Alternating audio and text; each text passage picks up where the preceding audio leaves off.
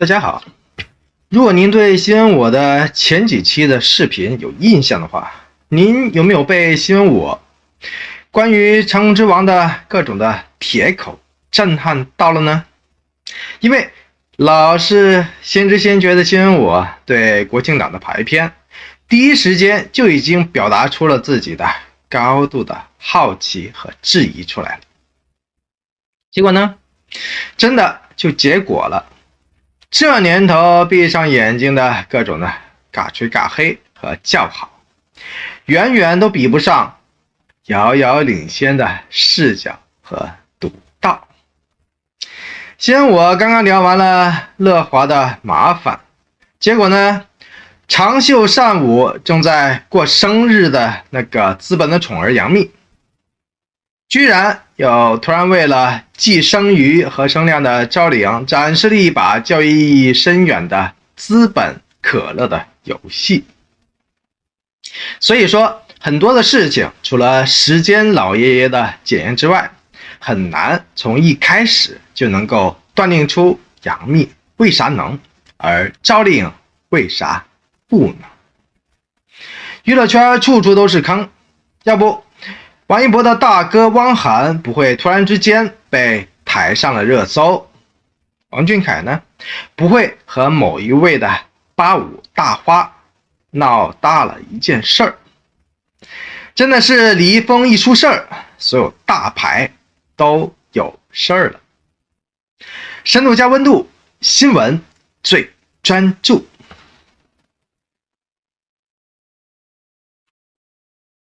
视角永恒359度，观点永恒与别不同的新闻我一直都不相信娱乐圈有单一孤立的事情发生，因为娱乐圈就像是一艘庞大无比的快乐游轮，每一位艺人无论大小无论高低都是螺丝钉、发动机、加热器、传壳板的存在，少了谁都会产生不同程度的影响，特别是影响力超凡、粉丝数亿万的顶级流量当红主流李易峰倒下之后产生出来的看不见的漩涡，依旧拉扯着无数人的心。9月18日，有网友发文爆料，主持人汪涵在录节目时怒对嘉宾，全程用咄咄逼人的语气压制素人，并且还露出厌恶的表情。此事立即引发争议。要知道，但凡熟悉本频道的人都了解，对王一博而言，如父如兄的汪涵知遇之恩深藏心底。这一次新闻我真的很好奇这次莫名其妙的汪涵事件的始末由来。据说网友为了保护当事人，在发文爆料时并没有曝光节目嘉宾的真实身份。知情人透露，节目组当天特意邀请了一群喜欢爬行动物的嘉宾，目的是展现生物的多样性，但汪涵却没有顺着节目组的意思，反而凭主观臆断去批评嘉宾。要知道，王一博念兹在兹的天天向上作为一档家喻户晓的节目，曾陪伴了一代人的成长，节目组会设计一些有意义的环节，让观众了解更多的知识。他们最新一期节目是有关爬行动物的，嘉宾录完之后发长文控诉汪涵，称他完全没想到主持人会带有强烈的主观意识，把自己对爬宠的厌恶表现得淋漓尽致。据悉，汪涵的儿子曾想养一条蛇，但他极力反对，还用这个例子来劝嘉宾不要再养蛇。在汪涵的心中，蛇是极其冷血无情的动物，它们不认主人，也不通人性，属于不能养在家里的野生动物。还直言，不能因为你养了它，就一直说它是好的。该嘉宾喜欢养蛇，并且他和自己的爬宠早已有了深厚的感情，全程有理有据地反驳汪涵，保持着礼貌与体面。该嘉宾只写出了一部分他和汪涵的对话，但从这些话中足以感受到汪涵对爬行动物的厌恶。其实导演与编导的本意就是想让大家看到爬宠的可爱面，消除一部分人对这些动物的偏见。然而汪涵腕儿比较大，导演也拗不过。由此可见，汪涵没有按照台本去主持，加入了很多自己的主观想法。虽然说他讨厌爬宠情有可原，但在公开场合如此对嘉宾，实在有些不尊重他人的爱好。只要没有违规饲养保护动物，不伤害他人，养爬宠的行为在本质上与养猫狗没有区别。网友们认为，既然节目组特意邀请养蛇的人来录节目，主持人就应该恪守本分，不应该当场训斥嘉宾，让人下不来台。其实汪涵曾有很多言论都引起过争议，比如他宁愿淋雨也不打透明伞，因为太娘了；他从来不喝奶茶，因为他觉得所有带吸管的东西都是给女孩子喝的。他还试图将这些观点传输给下一代及后辈，多次被批爹味太浓。虽然此次汪涵的言论又引起了争议，但也有人觉得他在节目里不宣扬养蛇是一件好事，毕竟蛇还是存在一定的危险因素，特别是宠物蛇某天逃到邻居家的时候，申万我完全可以想象得到隔壁受害者的心理阴影面积，相信您完全可以共情得到申万我的想象力和说辞。申万我说实在的，这次真的完全站在汪涵的一边，打压不打压，作为主持人，没有态度就没有主持。和稀泥虽然是高情商的表现，而且老于江湖的汪涵也一点都不缺和稀泥的本事，比方说他跟王一博之间抖包袱、甩包袱的机灵劲，简直不能再多。申万我也没少提这种兄弟间的高情商互怼。然而，你个嘉宾看不惯、听不惯汪涵不要养蛇的说教，居然就干脆在公开场合火力全开，情绪化表达出对某个节目主持人的公开不满，这情商和智商真的是很在线，很卡点。申万我的这个说法，相信您懂的。如果您实在不懂的话，那么申万我就得说的再明白一些了。李易峰事件之后，为了转移注意力，一些人的想法就是迅速的拉了王一博下水，这方面的硬核，申万我已经第一时间了。虽然王一博方后续动作迅速，也迅速辟了谣了，但由于他的公司乐华确实和 EIK 的某高层有疑似桃色交易的商务来往，所以这事儿对王一博多多少少还是有可能造成潜在伤害的。在这种情况下，不少王一博的铁杆粉丝其实比申万我还要反应激烈，大家似乎都对李易峰深以为恨。为了让李易峰跌得更惨，在他的下流视频传出之后，一些粉丝迅速地成为了一线搬运工。在他们的努力下，王一博新电影的关联词甚至和李易峰的下流视频产生了关联。说实在的，虽然李易峰恶心，但大家的脚其实也宝贵，所以千万不要因为踩他脏了自己，像王一博粉丝这样做，固然是解了一时之气，但万一有人追究传播 YH 视频的事情，那最后搞不好就是粉丝自己甚至是王一博的电影要来买单了。这个恶浪滔天、总不太平的娱乐圈，在明星塌房频出后，无辜受牵连的顶流中，王一博可谓是风波中的孤勇者。在声明失去公信力的时候，选择报警处理的他，着实也给自己增加了不少路人缘。一腔孤勇这个词多次在王一博身上体现了。之前的棉花事件让多少人对他的态度扭转，对他赞不绝口。这次的顶流风波，王一博的做法更是干脆直接，面对造谣直接报警处理，态度很坚定，更是让人对他刮目相看。王一博作为当下的顶级艺人，自身的流量必然招人关注，他的一举一动都会有很强的影响力。更重要的是，很多人在羡慕的同时，还想着拉着他下水，可惜换来的是好事继续推进。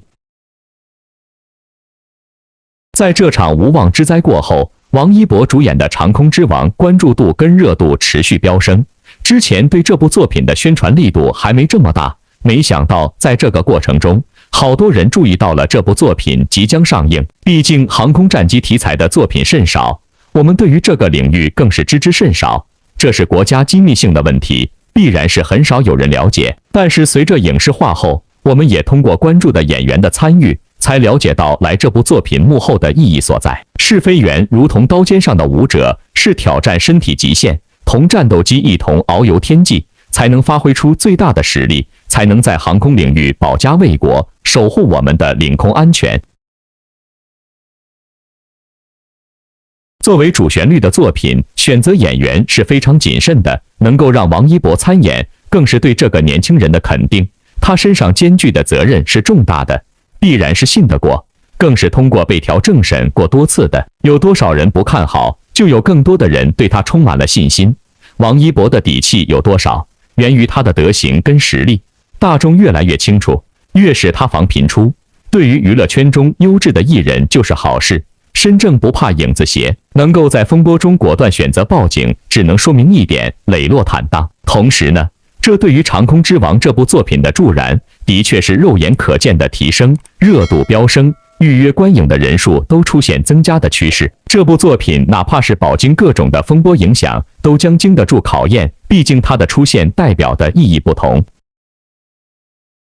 这是我国航空战机诞生到发展，国人不懈努力、选择快速突破的精神。曾经我们的父辈忍辱负重，从无到有，从弱到强，奋斗跟家国情怀的民族凝聚力的体现。回归到王一博这里，这次风波过后，我们也发现他的另外一部作品《无名》撤出了国庆档，这样就不会再出现王一博自己跟自己对打，左手跟右手对打的局面了。这是所有真爱摩托们非常值得开心的事情来的，因为但凡熟悉本频道的人都知道，向来视角永恒359度，观点永恒与别不同的申万我，老是全中国第一个站出来提出质疑的人。因为这种撞车后必须3选1的选题，压根就没有人能够先知先觉地做出完全正确的答案出来。结果申万我最终还是铁口磨成真了。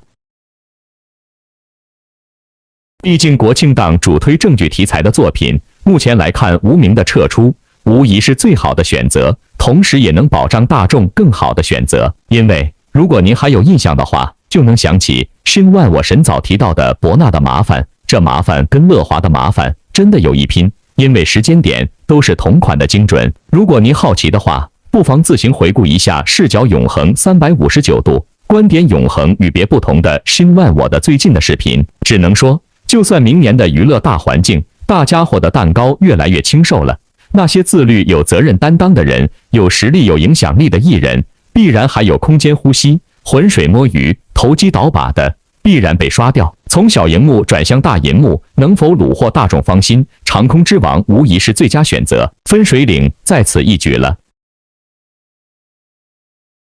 有趣的是，申万我也刚刚铁口完，说顶流加主流的李易峰出事之后，顶流圈依旧还要有事没事，没事找事。结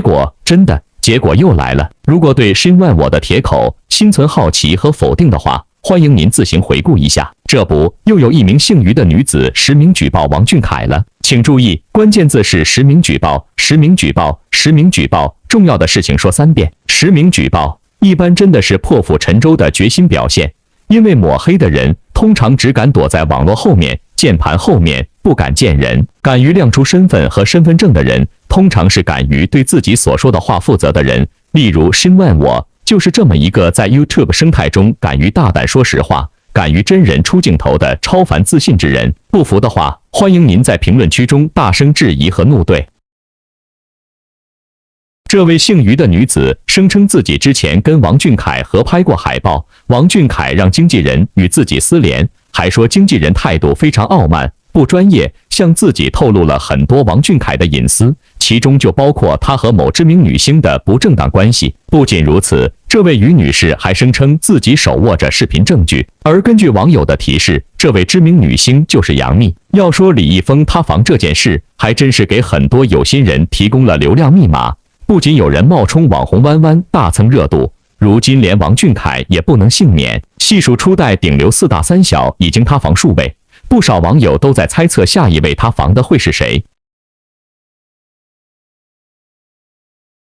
现在就连各路狗仔也趁着这段时间反复出击，频繁爆料，但相比起李某某的影响力，却也只是些无人在意的小胡咖。也就15日媒体爆料的赵露思恋情稍微有点热度，但随着赵露思的澄清，让吃瓜群众直呼没意思。于是乎，就在这时，短视频平台上再次爆炸，4大3小里王俊凯突现大瓜。一位身患癌症的女子戴着口罩，手举身份证录了一段实名举报王俊凯的视频，引发众人围观与讨论。视频中，一位女子手持身份证，表示2020年6月份，她在朋友的介绍下与王俊凯合拍海报，之后王俊凯让其经纪人加了自己，对她也很热情。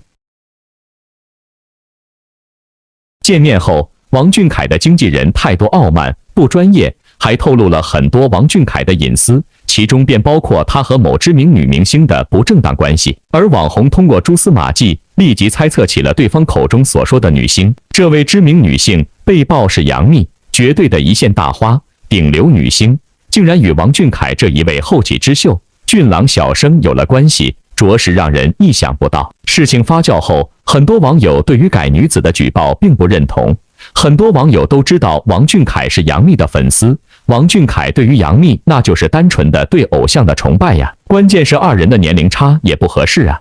杨幂比王俊凯整整大了10岁，似乎俩人无论怎么想也是不可能的事，对吧？新万我有时不在乎真假，只在乎决心，而后者很多人都没有。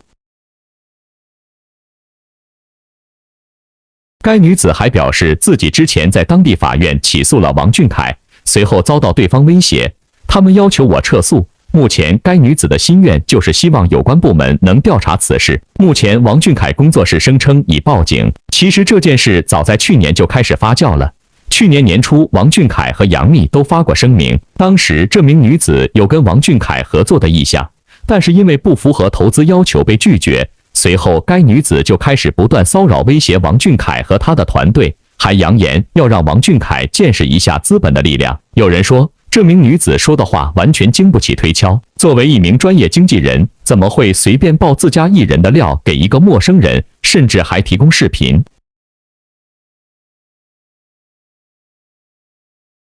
如果他真有视频，恐怕早就放出来了。退一万步说，就算不公开，用视频来威胁王俊凯进行合作，不是更好吗？如今没有任何实锤，只是空口造瓜，实在是一点营养都没有。而且该女子的公司还是专门做舆情监测的，对于怎么制造舆论，可比谁都清楚。因此，在两位当红顶流的粉丝眼里，这位胆敢单挑、胆敢亮明身份、破釜沉舟的人所爆的瓜似乎有点假。当然了，假不假，每个人心里面都有不同的一杆秤。申问我说了，您可以不信，真相来了，您可以选择。王俊凯出事，为什么搭上杨幂？李易峰塌房，为什么连累王一博？不往深处想的话，至少也都是资本惹的祸。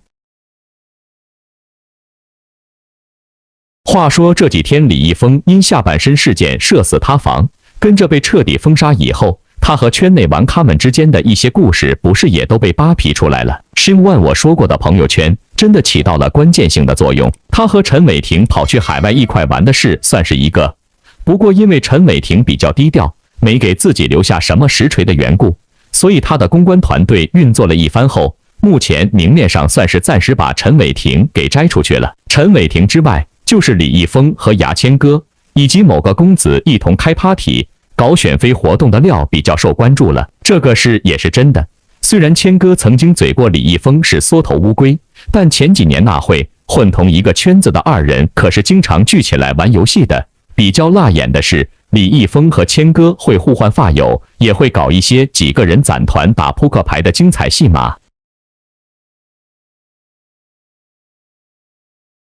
不同的一点是，牙签哥热衷于对18岁左右的年轻女孩子下手，李易峰则是通吃类型，什么样的运动对象他都想要尝试一下。对了，早前梅红那会，他还曾经约过粉丝，他为此沾沾自喜了很久。毕竟约粉不仅不掏钱，一些富婆粉丝甚至还会倒贴钱给他花。瓜友们都了解的是，李易峰真的就是那种恶臭度爆表的下头男。然后谦哥出事那会，李易峰还提心吊胆了很久，怕自己也翻车。不过他到底还是太爱玩了，且觉得自己又不曾逼迫女孩子，只是 PC 你情我愿的，谈不上什么大事，这才一直肆无忌惮的非法购买爱情这些烂人烂事。申万我其实真的无感，但是朋友圈这玩意真的是把双刃剑。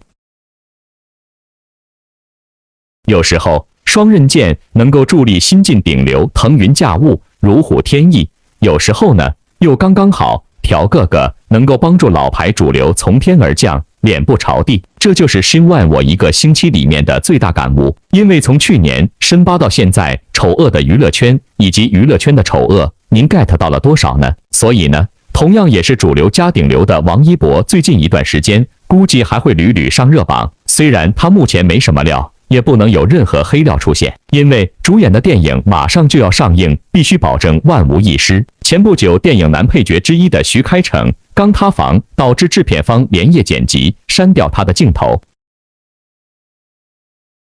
目前最新预告中已经没有了徐开骋，接下一段时间王一博肯定会大热。那热度正反方向的营销号不蹭一下怎么行呢？所以李某某的事件就把他牵扯上了，最后逼得他辟谣加报警。他也是目前受到李某某事件影响的4、5位明星中唯一出来辟谣的。其实针对王一博和李某某的自己的关系谣言，稍微一想就明白了。第一，他们两人之间压根没合作过，只在大型活动中见过面。第二，两人没有业务交集。李易峰成为顶流的时候，王一博还是个小透明呢。第三，爆料博主早就否认过王一博没参与，他是个大直男。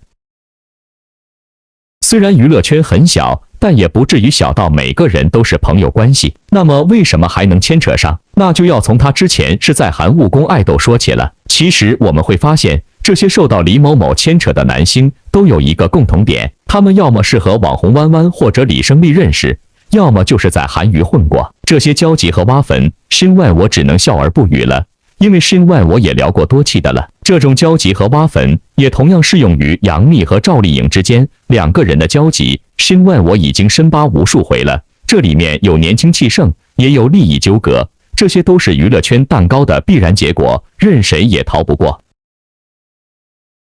有意思的是，今年是杨幂的本命年，36岁。请注意，您还记得身外我之前提到的赵丽颖的封面图吗？也就是标题本命年的那个封面图。有时候身外我的铁口也是犬牙交错，彼此关联的。本命年穿个红裤衩，似乎还是有点心理安慰作用的。前些日子刚刚过去的杨幂的生日，也刚好是她出道20周年的纪念日。嘉行传媒官微连发5条祝福微博，但粉丝仿佛并不买账。放眼广场，已经被恭喜杨幂离开嘉行传媒刷屏，直接把嘉行传媒也送上了微博热搜。很多网友都以为嘉行传媒的老板就是杨幂，其实她只是嘉行的股东之一。杨幂和嘉行的故事要从20多年前说起。网传杨幂自从16岁出道，就一直与嘉行的创始人增加合作。从年份来看，杨幂是个长情的女艺人。随着后来杨幂成为嘉行的股东，双方的关系更进一步深入。在嘉行成立初期，为了能够成功占领市场，杨幂自降片酬为嘉行拍了好几部自制戏，可惜这几部剧都没有大爆。反观杨幂几部大火的剧，比如《宫锁心玉》《三生三世十里桃花》《古剑奇谭》等，都是和外部公司合作拍摄，片酬都比她在嘉行拍自制剧要高。众所周知，嘉行可以说是杨幂一手奶起来的。说一句没有杨幂就没有嘉行的现在也不算夸张。加入嘉行的新人演员走的都是老带新的路线，最成功的案例就是迪丽热巴。爆款剧《古剑奇谭》和《三生三世十里桃花》，杨幂都带着迪丽热巴。特别是《三生三世》中，白凤九这个角色被迪丽热巴演绎的天真可爱，是非粉看了都要夸一句颜值及正义的程度。毫无意外，白凤九让迪丽热巴大火出圈，后期顺利接演了《三生姐妹篇》《三生三世枕上书》。同样受益的还有迪丽热巴剧中的 CP 高伟光，包括当时嘉行传媒的其他新人，无一例外不被杨幂照拂过。张彬彬如今靠司藤出圈，但他出道的第一部作品就是杨幂担任主演的青春偶像剧《微时代》，一点点崭露头角。而去年的国安题材主旋律剧《暴风眼》也是靠杨幂扛大旗，张彬彬担任男主，虽是冷门题材，但也4台上星，还在央8播出。包括靠杨幂主演的《盛夏晚晴天》崭露头角的黄梦莹，也是因为《三生三世》里饰演技颇深的昭仁公主素锦被观众熟知，现在也开始当上了女主角，还在开心麻花演起了话剧。就连杨幂正在拍的新剧《狐妖小红娘》，看路透曝光的演员表，也有祝绪丹、张云龙、王一菲等一众嘉行艺人。这些嘉行艺人都算是靠着杨幂的国民度被不少观众熟知，混了个脸熟。杨幂对嘉行做的一切可谓是鞠躬尽瘁，尽心尽力。对比起来，嘉行给杨幂的回报却显得仓促潦草，不仅让粉丝不满意，路人听了也直摇头。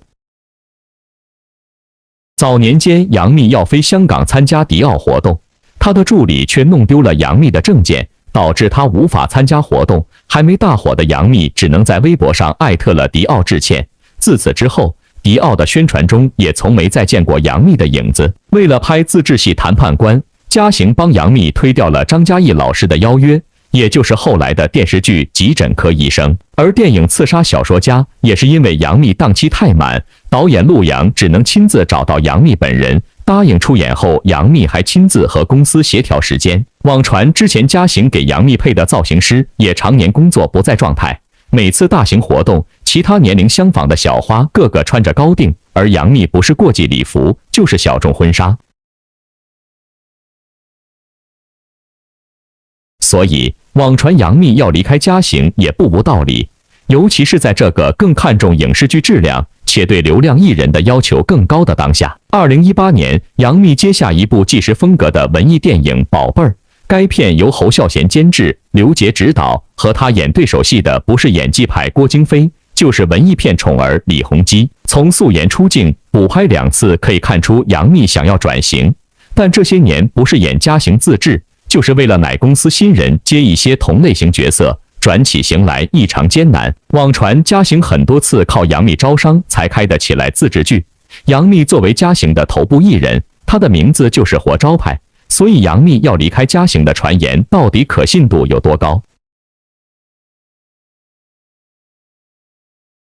有网友扒出以下细节，据说最开始杨幂和嘉行产生矛盾，是因为杨幂不想演古偶剧焦藏，而嘉行却坚持接了下来。腾讯官宣女主后，杨幂和工作室坚持没有转发，杨幂助理还和负责对接工作室的大粉说自己也是刚知道，表示如果是假的，我从楼上跳下去。最近，杨幂身边的工作人员也被换了个遍，粉丝发现从前一直跟组的助理不是陆续离职，就是负责起了嘉行的其他艺人，而离职的前助理还在微博发文，物是人非，只愿好人一生平安。中秋节，不少剧集都发布了剧照作为节日物料，网友发现嘉行转发了公司所有艺人的剧照，唯独没有杨幂主演的《爱的28定律》。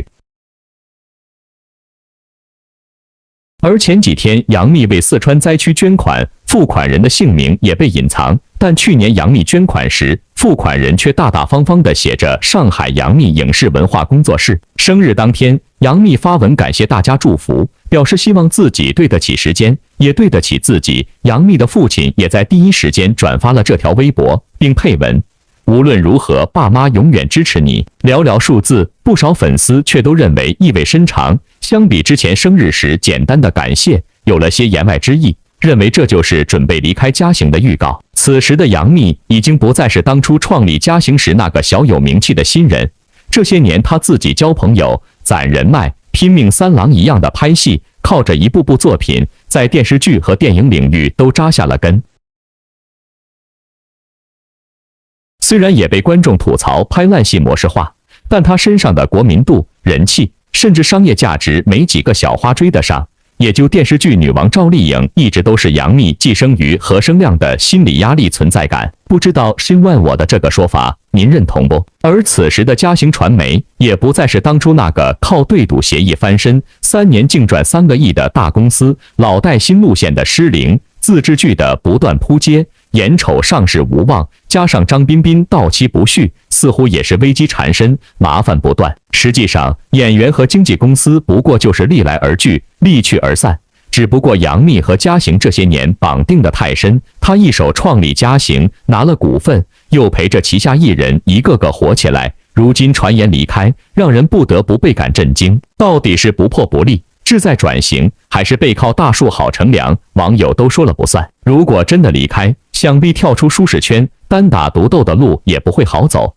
但究竟最后的效果如何，还要看杨幂自己的规划和她到底能为演员这个身份付出多少吧。所谓前尘不过往事，赵丽颖和杨幂走到今天还是有些足迹是重叠的，这点相信您还是赞同深万我的这个说法的，对不对？在这个魔幻的2022年里面，很多人和事都已经物是人非了。杨幂的新路，赵丽颖同样也在走。您有感觉赵丽颖会何去何从呢？您又觉得章子怡能够提供更好的电影跑道吗？深万我感觉诡异的2023年似乎平安依旧是头条大事，您觉得呢？现在汪涵被骂，杨幂添堵，王俊凯报警，这些连串的破事似乎都是单一的碎片而已。然而碎片拼接起来，就是李易峰和吴牙签的哥俩好后遗症了。也就是说，射死塌房的人心态其实也都没所谓了。自己的身后倒下一个，倒下10个，都跟自己毫无关系了。他们绝对想不到的是，他们的社死塌房，就像是往死水里扔进去的石头，掀起的余波足够抓住足量的眼球、流量和注意力的话，也就算了。只怕如果答案不是的话，那么娱乐圈的风暴注定会来得更大一些的。至于警醒作用，见仁见智。因为去年谦哥实实在在的就让峰哥夜不成寐了。然而呢，今年峰哥依旧在意想不到的疯狂时间点成为了蛋糕上的谦哥。